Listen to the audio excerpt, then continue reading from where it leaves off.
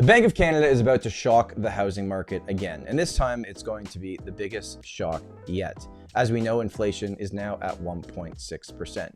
You remove the housing side of inflation, we're already at 0. And into the near future here, when the next inflation report comes out, there's a good chance it could be under 1, and Bank of Canada is going to do something about it. Everything's pointing towards the fact that Bank of Canada is likely going to cut by 50 basis points on October the 23rd.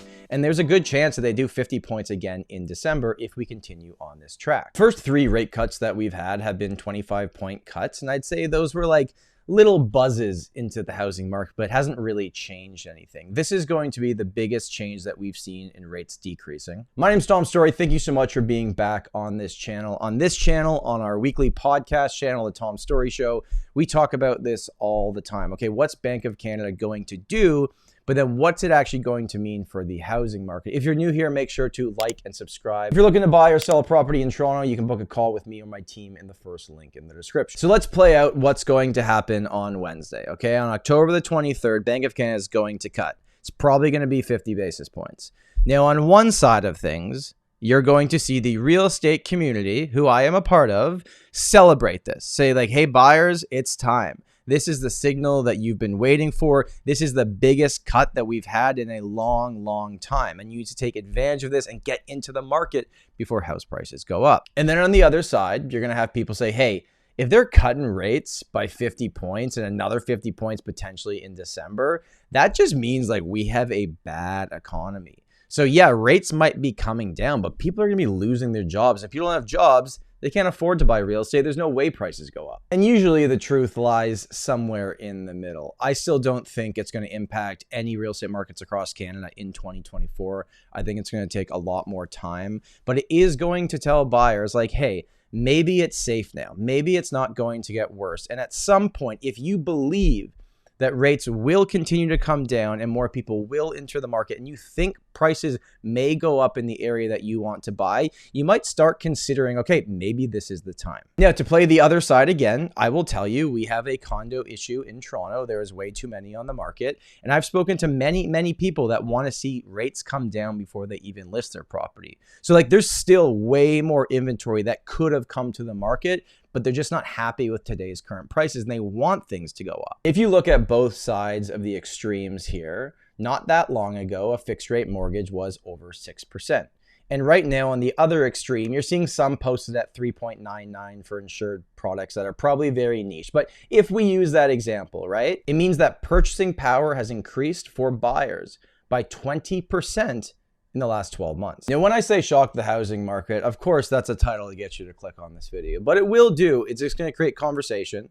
Then it's going to create activity. Sales volume will slowly go up into 2025, and then you could see pressure on prices. Now, asset class, specific micro market, of course, all of that is very important. And don't take anything I'm saying and say, well, Tom said this about every market. Like that's just never how it plays out. It's going to be specific to the pocket and the type of property. So as rates went up from 0.25 to 5% from the overnight rate with the Bank of Canada, what was happening is housing prices obviously fell. Some further in markets that went up faster when things were moving really quickly there. And what was happening was the purchase price of that property was dropping. The sale price was dropping, but the rates were moving so fast that the actual carrying cost, the real cost of ownership for that property was about the same, if not more than it's ever been previously. So if that happened with rates going up very rapidly, well, if rates come down not as rapid, and they're not going back to 0.25%, it probably ends up in the 2.5, 2.75 range. That would just be my guess. What that would mean now is that if housing prices haven't started going up yet, that the true cost of ownership on a monthly basis is actually going down. And I guess we'll just have to see if that purchase price starts going up at some point in the future. Now, I bet if I stopped the average Canadian on the street and I just said to them, hey, do you own a house? And if they said no, and they were interested in buying a house, if I told them, hey, listen, so now you can buy more house with less money down and be pre-approved for more, does that sound good to you? And I know YouTube is a much different place in the real world, but most people be like, hey, if it helps me get into home ownership, I'm all for it. So if they do cut 50 points on Wednesday, that's going to mean that the variable rate after prime minus whatever you get is still going to be hovering around 5%. But if we think further out here and look into the future and try to figure out like, okay, well, where does this end? when the dust settles, what are we looking at? There's a good chance that fixed rates, not that they've bottomed necessarily, but they're not going to go down obviously as fast as variable, just like variable went up so much faster than fixed rates as the rate started moving. I should say the fixed rate were the leading indicator. They went up first, but then variable shot right past them. It's very realistic to think that could happen on the way down as well. So if Bank of Canada does get to 2.5%, 2.75% on the overnight rate, that probably puts the variable rate in the 3.5 range.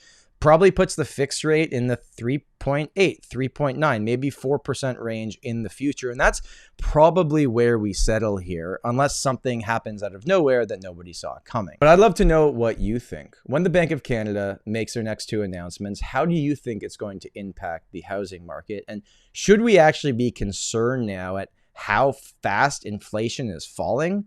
I recognize that's like a weird thing to say because we've wanted it to fall this entire time, but now it's falling pretty quick. And what if we get deflationary? Then the rates could drop faster than anybody saw coming. My name is Tom Storey. Thank you so much for watching. Have a great day. And remember, home is where your story begins.